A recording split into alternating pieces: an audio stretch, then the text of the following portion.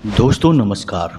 मेष राशि वाले मेरे मित्रों, आप सभी का आज के ज्योतिष के इस बेहद ही खास और आपके शत्रुओं से जुड़े हुए विशेष कार्यक्रम में बहुत बहुत स्वागत है। हृदय से अभिनंदन है। माता रानी आपकी हर एक मनोकामना पूरी करे और हर प्रकार के शत्रु से, हर प्रकार के कष्ट से आपको मुक्त करें, ऐसी हम माई से कामना करते हैं। दोस्तों, अगले 3 दिनों में आपके एक सबसे खतरनाक शत्रु की चिता जलने वाली है। जी हाँ दोस्तों, इस शत्रु ने आपको तरह तरह से परेशान किया था और कई बार तो इसने आपके जीवन में ऐसी स्थिति उत्पन्न करवा दी थी जिससे कि आपको जान का भी बहुत बड़ा खतरा था। अब यह शत्रु आपका छुपा हुआ है, कभी भी खुलकर आपके सामने नहीं आता है। अगर सामने आता भी है तो अपने चेहरे पर एक नकाब लगा लेता है और आपको कंफ्यूज कर देता है, भ्रमित कर देता है। आपको अपने इस शत्रु के ऊपर थोड़ा थोड़ा शक तो है, लेकिन आप एक भावुक इंसान हैं। इस वजह से आप अपने दिल की ज़्यादा सुनते हैं, अपने दिमाग की कम। इसी वजह से आप अक्सर धोखा भी खाते रहते हैं। तो अब आप बिल्कुल भी फिक्र ना करें दोस्तों। अगले 3 दिनों में आपके जीवन में कुछ ऐसा विशेष होने वाला है, एक ऐसा मौका आने वाला है जबकि अपने आप स्वतः ही आपको आपके शत्रुओं से मुक्ति प्राप्त हो जाएगी। फिर भी यदि किसी प्रकार की बाधा या अड़चन आपके जीवन में रह जाती है तो दोस्तों आप बिल्कुल भी चिंता ना करें। हम आज आपको 3 ऐसे महाशक्तिशाली उपाय बताएंगे जिन्हें हमने स्वयं अपने जीवन में आजमाया है और इनके प्रयोग की शक्ति प्रामाणिक है। इसके बाद हमने इन उपायों को हजारों लोगों को बताया है और उनके जीवन में भी सुख और शांति आई है। दुखों से, शत्रुओं से उन्हें मुक्ति प्राप्त हुई है। बेहद ही शक्तिशाली प्रयोग हैं और इनकी शक्ति बेहद ही प्रामाणिक है। जी हाँ दोस्तों, याद रखें कि ये प्रयोग बेहद ही सात्विक भी हैं। ऐसा नहीं है कि हम आपको कोई तांत्रिक प्रयोग बता देंगे जिससे कि आप एक मुसीबत से तो छुटकारा प्राप्त कर लेंगे, लेकिन दूसरी नई मुसीबत आपके गले पड़ जाएगी। कई बार लोग ऐसा करते हैं कि जातक को कष्ट से मुक्ति तो दिलवा देते हैं या फिर किसी शत्रु से या शत्रु भय से भी मुक्ति दिलवा देते हैं, लेकिन वे जिस प्रयोग को करते हैं वह तामसिक प्रयोग होता है जिसमें नकारात्मक शक्तियों का प्रयोग किया जाता है। अब आप खुद ही समझिए कि आपने किसी नकारात्मक शक्ति का प्रयोग करके एक तरह की नकारात्मक ऊर्जा को तो दूर हटा दिया, लेकिन दूसरी ऊर्जा तो आपके पीछे पड़ ही जाएगी। अब धीरे धीरे समय पाकर यह ऊर्जा जब बलवान होगी, बड़ी होगी, तो आपके जीवन में एक नई ऊर्जा कष्ट देना शुरू कर देगी। यानी कि ये तो वह हुआ कि आपने शरीर के एक दर्द को मिटाने के लिए दूसरे दर्द को शुरू कर दिया। जी हाँ दोस्तों, ऐसा नहीं किया जाता है। आज के इस महान कार्यक्रम में हम आपको प्रयोगों की भी सच्चाई बताएंगे, यानी एक एक पोल खोल देंगे। जी हाँ दोस्तों, और कितने प्रकार के प्रयोग होते हैं, कैसे आप पहचानेंगे, क्योंकि आजकल जानकारी की कोई कमी नहीं है। यूट्यूब पर ले लो, कहीं से भी ले लो, दुनिया भर की जानकारी उपलब्ध है। अब लोग जाने अनजाने इन जानकारियों को अपने जीवन में प्रयोग करने लगते हैं और नतीजे कई बार उल्टे भी हो जाते हैं। जी हाँ दोस्तों, नकारात्मक ऊर्जाएं, भूत प्रेत की शक्तियां आकर्षित हो जाती हैं। तो आपको ऐसे में यह जानना बहुत आवश्यक है कि जो भी प्रयोग आप कर रहे हैं अपने कष्टों से मुक्ति प्राप्त करने के लिए, कहीं वह प्रयोग तामसिक प्रयोग तो नहीं है, आपको और अधिक कष्ट परेशानी तो नहीं देगा। यदि आपने ऐसा नहीं किया तो निश्चित तौर पर आप अपने जीवन में बहुत मुसीबतें झेलेंगे। तो आज का यह वीडियो बेहद ही ज्ञानवर्धक है और इस वीडियो को देखने के बाद आप अपने जीवन में निश्चित तौर पर बदलाव लेकर आएंगे और पहले जैसे नहीं रहेंगे, इस बात की हम गारंटी देते हैं। जी हाँ दोस्तों, बस एक ही बात हमें आपसे कहनी है कि आपको इस वीडियो को पूरा देखना है। दोस्तों यकीन मानिए कि इस तरह के वीडियो को बनाने में बहुत मेहनत लगती है। एक एक ज्ञान के नगीने को चुन चुन कर लाना पड़ता है। एक भी बात फालतू नहीं होनी चाहिए। हर बात ऐसी होनी चाहिए जो पूर्णतः प्रामाणिक हो, सात्विक हो और जिसके प्रयोग के बाद जातक को पूर्ण लाभ भी प्राप्त होना चाहिए। ऐसे ज्ञान को एकत्रित करना कोई आसान कार्य नहीं है दोस्तों। इस वजह से हम आपसे बस इतना चाहते हैं कि आप इस वीडियो को पूरा देखें। आप देख लेंगे वीडियो, हमारी मेहनत सफल हो जाएगी और हम समझेंगे कि माई ने हमारी भक्ति को स्वीकार कर लिया है। जी हाँ दोस्तों, क्योंकि कहीं ना कहीं हम अपने हर वीडियो को यही भाव से बनाते हैं कि हम माई की सेवा कर रहे हैं। जनहित के लिए जो भी कार्य कर रहे हैं वह माई की सेवा भाव से ही किया जाता है और यही हमारा भाव होता है। अब जिन्हें सचमुच में ज्ञान की तलाश है, जो सचमुच में अपने जीवन को बदलना चाहते हैं, वे तो इस वीडियो को पूरा देखेंगे। बाकी जिनको कॉमेडी वीडियो देखने हैं या फिर बिना मतलब में अपना समय खराब करने वाले उल जलूल वीडियो देखने हैं, वे तुरंत ही इस वीडियो को छोड़कर चले जाएंगे। खैर छोड़ो, आगे बढ़ते हैं। दोस्तों, इस महान ज्ञान को प्रारंभ करें, लेकिन इससे पहले हम माई को अपना हृदय से अभिवादन और निवेदन दोनों ही समर्पित करेंगे। इसलिए पूरे भक्ति भाव के साथ कमेंट में जय माँ भद्रकाली कृपा करो, एक बार नहीं 3 बार लिखना। माई आपके ऊपर निश्चित तौर पर कृपा करेंगी। इसी के साथ साथ आप अपना नाम और अपना स्थान और अपनी परेशानी, ये 3 चीज़ें कमेंट बॉक्स में निश्चित तौर पर लिखकर भेज दें। दोस्तों, हम शनिवार के दिन सर्व मनोकामना पूर्ति हवन माई की सेवा में करवाते हैं, उन्हीं के आश्रय से, उन्हीं की शरण में। तो ऐसे में हम आपके नाम से इस हवन में आहुतियाँ करवा देंगे और माई के दिव्य दरबार में आपके नाम से अर्जी लगा लेंगे। आपकी जो भी परेशानी रहेगी, उस परेशानी से आपको बहुत जल्दी मुक्ति प्राप्त हो जाएगी। अब हो सकता है कि आपने 1-2 बार अपना नाम लिखकर दे दिया तो उससे कोई विशेष जीवन में परिवर्तन ना आए, क्योंकि यह आपके भाव पर भी निर्भर करेगा। लेकिन यदि आप हमारे हर वीडियो में लगातार अपना नाम, अपना स्थान देते रहेंगे तो 2, 4, 5 प्रयासों के बाद निश्चित तौर पर आपकी मनोकामना पूरी हो जाएगी। क्योंकि दोस्तों, यह तो आप भी जानते हैं कि केवल 1 या 2 बार भगवान की शरण में जाने में या मंदिर जाने में हनुमान चालीसा पढ़ लेने से हनुमान जी प्रसन्न नहीं हो जाते हैं। थोड़ी मेहनत और लगातार प्रयास तो करने ही पड़ते हैं। हम दिव्य शक्तियों की बात कर रहे हैं दोस्तों, यहाँ भाव मायने रखता है। अब इस भाव वाली बात को आपको समझाने के लिए हम एक छोटी सी कहानी आपको सुनाते हैं, फिर वीडियो में आगे बढ़ते हैं। आपको कहानी अवश्य ही बहुत अच्छी लगेगी, आपके जीवन से और आपके मन से जुड़ी हुई होगी। तो ध्यान से सुने दोस्तों। एक बार की बात है कि एक बहुत बड़े गुरु हुआ करते थे, जिनके कई शिष्य उनके आश्रम में रहा करते थे। गुरु जी बहुत बूढ़े हो गए थे, उनकी उम्र बहुत अधिक हो गई थी। तो राजा का एक बार मन किया कि गुरु जी को अपने राजमहल में बुलाया जाए, लेकिन गुरुजी बुजुर्ग होने की वजह से असमर्थ थे। तो राजा ने संदेश भेजा कि यदि आप नहीं आ पाते गुरुजी, तो आप अपने किसी एक शिष्य को ही भेज दें, जिससे हम कुछ ज्ञान हासिल कर पाएंगे और हमारा जीवन धन्य हो जाएगा। तो गुरुजी ने संदेश के जवाब में अपने आश्रम से 10 शिष्यों को राजा के दरबार के लिए भेज दिया। अब चूंकि राजा का जो दरबार था यानी राजधानी थी, वह गुरुजी के आश्रम से बहुत अधिक दूर थी और उन्होंने जब 10 शिष्यों को राजा के दरबार में भेजा तो गुरुजी के आश्रम में ही काम करने वाले एक उनके परम शिष्य को यह बात समझ में नहीं आई। उस शिष्य ने गुरुजी से बड़े आदर के साथ पूछा कि गुरुजी महाराज, आपने 10 शिष्य क्यों भेज दिए? राजा ने तो केवल 1 शिष्य भेजने के लिए आपसे कहा था।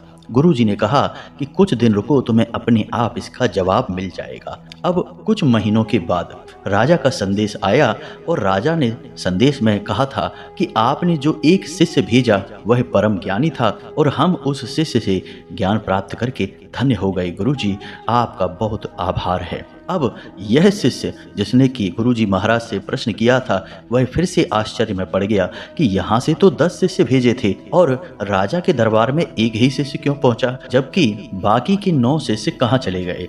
तो अब जब गुरुजी ने अपनी अंतर्दृष्टि से ध्यान लगाकर सारी बातें समझ ली तो फिर अपने इस शिष्य को जवाब देना शुरू किया।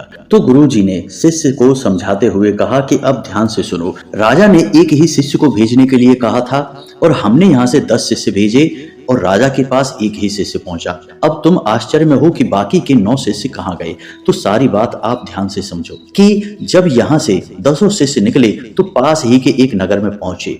उस नगर के बहुत अमीर सेठ की एक कन्या थी और उस सेठ की मन में यह भावना थी कि इस कन्या से जो भी विवाह करे वह बहुत ही सात्विक, धार्मिक और ईश्वर से जुड़ा हुआ इंसान होना चाहिए। अब ऐसा जीवन साथी तो उस कन्या को मिल ही नहीं रहा था। तो जब उस सेठ ने इन 10 शिष्यों को देखा तो उसके मन में यह भावना उत्पन्न हुई और उसने अपना विचार शिष्यों के सामने रखा। अब चूंकि सेठ की वह कन्या बहुत सुंदर भी थी, तो उन 10 शिष्यों में से एक शिष्य वहीं रुक गया, बाकी के 9 शिष्य आगे बढ़ गए। इसी प्रकार अगले नगर में जब ये 9 शिष्य पहुंचे तो वहां पर एक बहुत बड़ी चौपाल बैठी थी, जहां पर कि सभी इस बात पर चर्चा कर रहे थे कि हमारे नगर में कोई श्रेष्ठ ब्राह्मण नहीं है, कोई वेदज्ञ नहीं है और हम अज्ञानी हुए जा रहे हैं। हमारी नई पीढ़ी पूरी तरह से बर्बाद हुई जा रही है। तो काश कोई ऐसा व्यक्ति हो जाए जो हमारे इस नगर में शिक्षा का कार्य करने लगे और हमारी आने वाली पीढ़ी का भविष्य सुंदर हो जाए। तो जब ये 9 शिष्य उस नगर में पहुंचे तो सभी लोगों ने मिलकर इनसे आग्रह किया, तो एक शिष्य वहां पर रुक गया। अब बचे 8 शिष्य। इसी प्रकार हर एक नगर और गांव में आवश्यकता के अनुसार एक एक शिष्य रुकता चला गया और जब आखिरी का नगर आया जो राजधानी के ठीक बगल में था, वहां तक पहुंचते पहुंचते 2 शिष्य बचे रह गए और वे 2 शिष्य ज्ञान की चर्चा कर रहे थे। लोग वहां सुन रहे थे। उन्हीं में से एक ऐसा हठी नास्तिक व्यक्ति बीच में खड़ा हुआ और उन शिष्यों से बोला कि ये सब धर्म की बातें बेकार हैं, ईश्वर की हर बात बेकार है, मुझे ईश्वर में बिल्कुल भी भरोसा नहीं है, मैं किसी ईश्वर को नहीं मानता हूँ। उसकी इस बात को सुनकर एक शिष्य बहुत ही ज्यादा भावुक हो गया और उसके मन में यह भाव उत्पन्न हुआ कि यह बेचारा अपने इस जन्म को बर्बाद किए ले रहा है। ईश्वर के प्रति ऐसी गलत भावनाएं रखेगा तो इसका उद्धार कैसे होगा। तो उसने यह बीड़ा उठाया कि इसे जब तक आस्तिक नहीं बना दूंगा, ईश्वर के प्रति भावुक नहीं बना दूंगा, तब तक इस गांव को नहीं छोड़ूंगा। तो अब बचा आखिरी शिष्य जो राजा के दरबार में पहुंचा। अब गुरुजी की इन बातों को सुनकर यह एक शिष्य बेहद प्रभावित हुआ और गुरुजी के ज्ञान और उनकी दूरदृष्टि को देखकर उन्हें प्रणाम किया। अब इस कहानी से आपको क्या सीख मिलती है दोस्तों, तो हम आपको बता दें कि जब भी हम ईश्वर के दरबार में जाते हैं, भगवान के दरबार में जाकर अपनी कोई मनोकामना पूरी करवाना चाहते हैं, तो बेशक हमारा भाव अच्छा हो। जैसे कि गुरुजी के 10 के 10 शिष्य बेहद ही ज्ञानी, बेहद ही सच्चे और धार्मिक थे। कोई भी शिष्य उनमें से दूषित नहीं था, अधर्मी नहीं था। फिर भी राजा के दरबार तक सभी शिष्य नहीं पहुंच पाए, पहुंचा केवल एक ही। इसी प्रकार यदि आपका भाव कितना ही अच्छा क्यों ना हो, भगवान के दरबार में आपकी अर्जी केवल एक ही पहुंचेगी। जब आप 10 अर्जी लगाएंगे तब एक अर्जी पहुंचेगी। अब चाहे आपका भले ही 10 बार भाव कितना ही गहरा क्यों ना हो, आस्तिकता कितनी भी गहरी क्यों ना हो, तब भी कम से कम 10 अर्जियां लगाएंगे तब एक अर्जी लगेगी। इसीलिए दोस्तों हम कहते हैं कि आप अपना नाम और स्थान हमें लिखकर भेजते रहिए। किसी न किसी बार तो माई की कृपा आपके ऊपर हो ही जाएगी। हम प्रयास तो कर ही रहे हैं। दोस्तों यह बात लंबी अवश्य हो गई है, लेकिन इस बात में गहराई बहुत है। इसे थोड़ा ठंडे दिमाग से समझना। वीडियो बिल्कुल भी जल्दबाजी में मत देखा करिए दोस्तों। हम बहुत मन से और दिल से आपके लिए वीडियो बनाते हैं और हमारा भाव केवल एक ही है कि कैसे भी करके आपको सर्वोत्तम से सर्वोत्तम ज्ञान प्राप्त हो, जिसका आप उपयोग कर पाएं अपने जीवन में और अपने जीवन में सरलता लेकर आ पाएं। अब हम आपको लेकर चलते हैं वीडियो के मूल विषय की ओर। दोस्तों अगले 3 दिनों में आपके जीवन में एक ऐसा ग्रह योग बन रहा है जिससे कि आपके शत्रु अपने आप समाप्त हो जाएंगे और आपके ऊपर से उनका पूरा ध्यान हट जाएगा। जब हम यह कहते हैं कि शत्रु की चिता जलेगी, तो इसका मतलब सचमुच में यह नहीं होता दोस्तों कि शत्रु की चिता ही जलेगी। यहाँ पर बात शत्रुता की हो रही है, यानी कि जो आपकी और उसके बीच की शत्रुता है, गलत भावना है, उसकी चिता जलेगी। यहाँ पर किसी भी जीव के साथ हिंसा हो, ऐसा हमारा कोई भाव ना कभी हुआ है और ना ही कभी होगा। दोस्तों हम तो केवल इतना चाहेंगे कि भावनाएं जो गलत होती हैं उनकी मृत्यु हो, इंसान जीवित रहे, सुख भोगे और ईश्वरमयी बन जाए। बस यही हमारा भाव होता है। तो अब यही आपके साथ होने वाला है। दोस्तों आप भी नहीं चाहेंगे कि कोई इंसान जो आपसे शत्रुता रखता है वह किसी प्रकार से हिंसा का शिकार हो जाए और जीवन से हाथ धो बैठे। आप दिल पर हाथ रखकर कहिए कि आप ऐसा चाहते हैं? जी नहीं दोस्तों, आप एक अच्छे इंसान हैं। आप तो बस यह चाहते हैं कि लोग आपको परेशान करना बंद कर दें, आपके ऊपर हर वक्त नजर रखकर आपको जो समय समय पर प्रताड़ित करते हैं, उल्टी सीधी बातें करते हैं, कभी कभी तो जादू टोना टोटका उपाय करवा देते हैं, इन सब से आपको मुक्ति प्राप्त हो जाए। आप तो अपने काम से काम रखने वाले इंसान हैं, आप तो कभी किसी के जीवन में किसी प्रकार की अड़चन उत्पन्न नहीं करते हैं, फिर लोग आपके जीवन में ऐसा क्यों करते हैं? तो दोस्तों, यहीं पर अब समय आ गया है कि आपके ग्रहों ने ही एक ऐसा रुख ले लिया है कि अब आपके जीवन से शत्रुता समाप्त होगी। अब वह कौन सा योग है और कब इस योग का पूरा लाभ आपको प्राप्त होगा? क्योंकि दोस्तों, कभी कभी ऐसा होता है कि हमारे स्वयं के जीवन में ही घोर नकारात्मकता एकत्रित हो जाती है, तो फिर अच्छे ग्रहों के योग का भी हमें पूर्ण लाभ प्राप्त नहीं हो पाता है। अब इसमें गलती ग्रहों की नहीं है, ना ही इसमें आपकी गलती है। गलती है उस नकारात्मक ऊर्जा की जो एक दीवार बनकर आपके पास किसी भी प्रकार की अच्छाई को आने नहीं देती है। तो इस नकारात्मकता को आपको दूर करना बहुत अधिक आवश्यक है।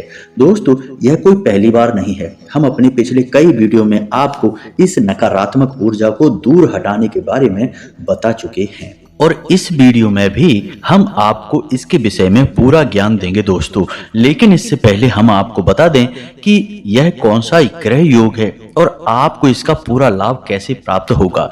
तो दोस्तों, इस ग्रह योग का नाम है शत्रुहंता योग। जी हाँ दोस्तों, और आपकी राशि में अगले 3 दिनों के लिए यह योग बनने जा रहा है। जब किसी जातक की कुंडली के छठे भाव में शनि या मंगल का योग बनता है या फिर उनकी दृष्टि पड़ती है, तब इस योग का निर्माण होता है। यह बेहद ही शुभ योग होता है और इस योग के बनने से जातक को विभिन्न प्रकार के शत्रुओं से छुटकारा प्राप्त हो जाता है। जी हाँ दोस्तों, इसका नाम ही है शत्रुहंता, यानी कि 2 शब्दों से मिलकर बना योग है, शत्रु और हंता यानी कि नाश। जी हाँ दोस्तों, तो अब आपको इस योग का लाभ कैसे प्राप्त होगा, यानी कि मंगल की दृष्टि आपके छठे भाव में है और अगले 3 दिनों तक यह लगातार बनी रहेगी। तो आपको इसका लाभ पूर्ण रूप से कैसे प्राप्त होगा, इसके लिए आपको एक छोटा सा प्रयोग करना होगा। दोस्तों, इस प्रयोग के और भी कई फायदे हैं जो हम आपको अभी बताएंगे, लेकिन फिलहाल आप इस प्रयोग को समझ लीजिए। तो अब आपको क्या करना है कि शाम के समय यानी कि 4 बजे से लेके और 7 से 8 बजे के बीच इस समय में आपको यह प्रयोग करना है। इस प्रयोग के लिए आपको किसी भी प्रकार की विशेष पूजा पाठ की कोई आवश्यकता नहीं है, बेहद ही सरल प्रयोग है और यह प्रयोग हमने भी अपने जीवन में कई बार किया है और अभी भी करते हैं। जी हाँ दोस्तों, इसका बहुत लाभ है, तो ध्यान से समझिए कि आपको क्या करना है। किसी पवित्र कटोरी में हल्का सा सरसों का तेल लेना है और अपने दाहिने हाथ के अंगूठे और तर्जनी उंगली पर यह सरसों का तेल लगा लेना है और इस तेल को धीमे धीमे अपनी तर्जनी उंगली और अंगूठे से मलना है। जी हाँ दोस्तों, हल्के हल्के से इसे घिसना है और इस मंत्र का उच्चारण करना है। मंत्र आपके मोबाइल की स्क्रीन पर भी आपको दिखाई देगा और हम बोलकर भी बता रहे हैं। मंत्र कुछ इस प्रकार है, ओम अंग अंगारकाय नमः। जी हाँ दोस्तों, फिर से सुने, ओम अंग अंगारकाय नमः। इस मंत्र का आपको जाप करना है। कोई विशेष सीमा नहीं है, कम से कम 21 बार से लेकर ऊपर आप जितनी बार चाहें कर सकते हैं। जब आप कम से कम 21 बार इस मंत्र का प्रयोग करते हैं तो आपका मंगल सक्रिय हो उठता है, जागृत हो जाता है और मंगल की वजह से ही यह ग्रह योग बन रहा है जो आपके शत्रुओं का नाश करेगा। तो इसकी शक्ति और अधिक बढ़ जाएगी और यह आपको और अधिक लाभ देगा। यानी कहने का मतलब कि यह आपके शत्रुओं को मार नहीं डालेगा, बस यह आपके शत्रुओं का आपके ऊपर से ध्यान हटा देगा, उन्हें अपने जीवन में व्यस्त कर देगा। वे कहीं और किसी अन्य प्रकार की मुसीबतों में उलझ जाएंगे और आपके ऊपर ध्यान नहीं दे पाएंगे और आपके ऊपर जो प्रयोग करने के बारे में सोच रहे थे वे प्रयोग भी उनके ऊपर उल्टे पड़ने लगेंगे। याद रखना दोस्तों कि मंगल को ग्रहों का सेनापति कहा जाता है। मंगल के अंदर ऊर्जा की कोई कमी नहीं है, बेहद ही शक्तिशाली और क्रोधी ग्रह है यह। तो जब यह ग्रह आपको लाभ देगा तो आपके सामने कोई भी बड़े से बड़ा शत्रु, बड़े से बड़ा विरोधी टिक नहीं सकता है, आपसे नजरें भी नहीं मिला सकता है। अब आपको यह प्रयोग अवश्य करना है। 3 दिनों तक लगातार आप यह प्रयोग करेंगे और जिस भी समय पहले दिन करेंगे उसके बाद अगले 3 दिनों तक उसी समय इस प्रयोग को करेंगे। याद रखना कि चाहे कोई प्रयोग हो या फिर कोई देवी देवताओं का विशेष पूजा पाठ या अनुष्ठान हो, जिसे हम जिस समय पर शुरू करते हैं उसी समय पर उसे लगातार करते रहना चाहिए। कहने का मतलब यह है कि ऐसा नहीं है कि आपने एक बार तो 4 बजे कर लिया, दूसरे दिन 5 बजे, तीसरे दिन 7 बजे, ऐसा नहीं करना है। इससे यह होता है कि आप जब विशेष दिन समय काल पर कोई भी अनुष्ठान, कोई भी प्रयोग करते हैं तो वह ऊर्जा उतने समय पर सक्रिय हो उठती है और आपका इंतजार करती है कि आप आएं और उसे अति सक्रिय करें, लेकिन आप तो वहां है ही नहीं, आपने समय बदल दिया, तो अब इसका आपको लाभ ठीक से प्राप्त नहीं होगा। इसीलिए हमारे हिंदू धर्म में नियम और संयम का बहुत अधिक महत्व है। हर जगह नियम की बात की जाती है, संयम की बात की जाती है। दोनों ही लगभग एक ही बातें हैं। तो आप समझ गए कि यह क्या प्रयोग है और कैसे करना है। अब ऐसा नहीं है कि केवल 3 ही दिन करना है, आप चाहें तो इसे आगे भी कर सकते हैं। अब इस प्रयोग को जब जब आप करेंगे आपका मंगल सक्रिय हो जाएगा और जब मंगल सक्रिय होगा तो आपके अंदर सकारात्मक ऊर्जा बहुत अधिक मात्रा में बढ़ेगी। जी हाँ दोस्तों, इसी के साथ साथ आप यह भी कर सकते हैं कि रोज आप हनुमान चालीसा और बजरंग बाण का पाठ भी करें, क्योंकि मंगल के आराध्य देव हनुमान जी हैं और जब आप मंगल का प्रयोग कर रहे हैं साथ ही साथ हनुमान चालीसा और बजरंग बाण का पाठ भी कर रहे हैं, फिर चाहे वह आप मंदिर में जाकर करें या फिर अपने घर पर करें और सुबह और शाम किसी भी वक्त करें, लेकिन नियम वही रहेगा कि जिस वक्त आपने शुरू किया अब लगातार उसी वक्त करना है। तो आप यह करें दोनों काम मिलकर, फिर आप देखें कि आपके जीवन में किस प्रकार सकारात्मक ऊर्जा भर जाएगी और किसी भी प्रकार की नकारात्मक ऊर्जा हो आपसे ऐसे पीछा छुड़ाकर भागेगी जैसे कि आपने उसकी पूंछ में आग लगा दी हो। जी हाँ दोस्तों, यकीन मानिए ये प्रयोग छोटा नहीं है, बेहद ही शक्तिशाली है। और हमने आपको पहले ही कहा था कि हम जो भी प्रयोग आपको बताते हैं वे सात्विक प्रयोग होते हैं, भगवान से जुड़े हुए होते हैं, किसी भूत प्रेत वाले प्रयोग नहीं हम बताते हैं। अब हमारी सनातनी परंपरा में हर एक जीव को, हर एक भाव को जगह दी गई है। जी हाँ दोस्तों, यहाँ क्रोध को भी जगह मिली है, प्रेम को भी जगह मिली है, देवताओं को भी जगह मिली है, राक्षसों को, दानवों को, भूत प्रेत पिशाचों को भी जगह मिली है, यक्ष गंधर्वों को भी जगह मिली है। तो ऐसा नहीं है कि हमारे हिंदू धर्म के लिए भूत प्रेत कोई नई अनोखी चीजें हैं। अब कुछ लोग ऐसे होते हैं जो कि देवी देवताओं के बजाय भूत प्रेतों को सिद्ध कर लेते हैं। जी हाँ दोस्तों, क्योंकि भूत प्रेतों की सिद्धियां बहुत सरल होती हैं, जल्दी हो जाती हैं, 2 या 3 या फिर 30 दिनों के अंदर अंदर ही ये सिद्धियां हासिल हो जाती हैं, जबकि देवी देवताओं की सिद्धि के लिए तो जीवन गुजर जाता है, बहुत कठिन काम है और उसके लिए नियम संयम भी बहुत कठोर होते हैं। तो लोग बहुत सारे ऐसे हैं जो तामसिक सिद्धियां कर लेते हैं। अब वे लोगों के जीवन में तरह तरह के तांत्रिक प्रयोग करवाने लगते हैं, जिससे लोगों को तुरंत तो लाभ मिलता है लेकिन बाद में बड़े कष्ट होते हैं, पीड़ाएं होती हैं। तो आप ध्यान से सुनिए कि हमारे हिंदू धर्म में जो प्रयोग हैं, यानी कि जिन्हें हम उपाय कहते हैं, ये 4 प्रकार के होते हैं। जी हाँ दोस्तों, सबसे पहले सात्विक प्रयोग। जी हाँ दोस्तों, जिनमें हम पूजा पाठ अनुष्ठान की बात करते हैं, जैसे महामृत्युंजय का जाप, जैसे हनुमान चालीसा का जाप, तमाम तरह के ऐसे प्रयोग होते हैं। इसी तरह कुछ प्रयोग तामसिक प्रयोग होते हैं। अब तामसिक प्रयोग वैसे तो नकारात्मक होते हैं, लेकिन ये भी देवीय शक्तियों से जुड़े होते हैं, लेकिन ये देवीय शक्तियों की नकारात्मक रूप को दर्शाते हैं। अब जैसे इंसानों के सकारात्मक और नकारात्मक रूप होते हैं, इसी प्रकार देवी देवताओं के भी सकारात्मक और नकारात्मक रूप होते हैं। तो नकारात्मक रूप में देवी देवताओं को सिद्ध करने वाले प्रयोग तामसिक प्रयोग होते हैं, और ये ही जब निम्न स्तर के प्रयोग बन जाते हैं तो ये भूत प्रेतों को सिद्ध करने लगते हैं। इसी प्रकार कुछ प्रयोग होते हैं जो सत तामसिक होते हैं, यानी कि जिनमें सात्विकता थोड़ी सी होती है लेकिन तामसिक प्रवृत्ति ज्यादा होती है। ऐसे प्रयोग भी खतरनाक होते हैं। और कुछ प्रयोग ऐसे होते हैं जो तम सात्विक होते हैं, जिनमें तामसिक प्रवृत्ति कम होती है और सात्विक प्रवृत्ति ज्यादा होती है।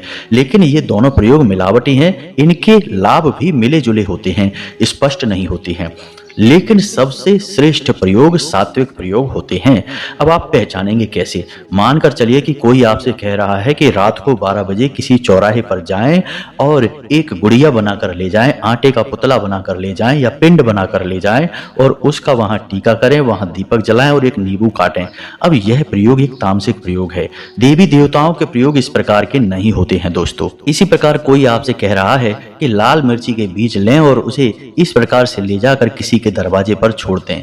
या फिर कोई आपसे यह कह रहा है कि किसी इंसान का बाल, नाखून या कोई भी अंग वस्त्र का टुकड़ा लेकर आएं और उसके साथ यह प्रयोग करें, उसे इस प्रकार से रखें, इस तरह से जलाएं, इस तरह से इसका प्रयोग।